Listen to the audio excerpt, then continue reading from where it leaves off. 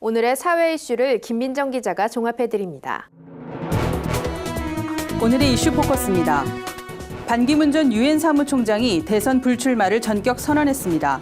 반 전 총장은 이를 긴급 기자회견을 열고 정치 교체를 이루고 국가 통합을 이루려던 순수한 뜻을 접겠다고 밝혔습니다.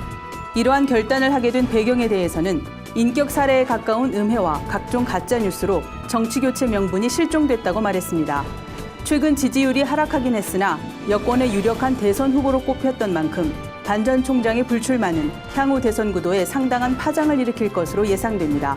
반 전 총장은 제가 이루고자 한 꿈과 비전은 포기하지 않겠다며 나라 위기를 해결하고 대한민국의 밝은 미래를 위해 어떤 방법이든지 헌신하겠다고 밝혔습니다.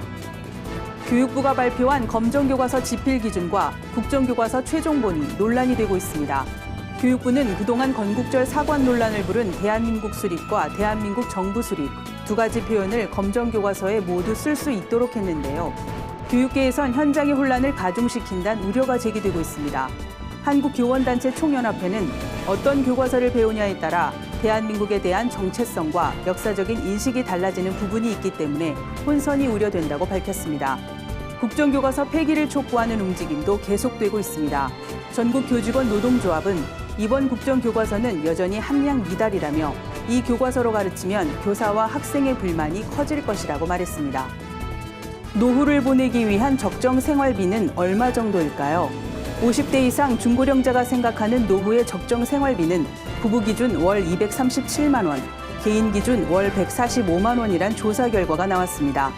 국민연금공단의 조사에 따르면 50대의 월 평균 적정 생활비는 부부 기준 261만 원, 개인 기준 159만 원이고 60대는 부부 기준 228만 원, 개인 기준 140만 원, 70대는 부부 기준 201만 원, 개인 기준 125만 원, 80대 이상은 부부 기준 191만 원, 개인 기준 117만 원으로 나타났습니다. 노후 대책에서 개인적으로 가장 중요하게 여기는 부분은 경제적 문제였고 사회적으로 중요하게 여기는 부분은 건강 문제로 나타났습니다. 도널드 트럼프 미국 대통령의 반이민 행정명령의 후폭풍이 거셉니다. 외교관들이 집단 반발하고 트럼프의 반기를 든 법무장관 대행이 한밤중에 전격 해임되는 초유의 사태가 벌어지기도 했습니다. 그럼에도 불구하고 트럼프는 자신의 뜻을 따르지 않는 오바마 행정부 출신 관리들을 비난하면서 행정명령을 밀어붙이고 있습니다. 버락 오바마 전 대통령도 퇴임 후 처음으로 성명을 내고 신념과 종교를 이유로 개인을 차별하는 트럼프 정책에 반대한다는 입장을 밝혔습니다. 현재 미국에선 트럼프 정책에 대한 찬반 시위가 잇따르고 있는데요.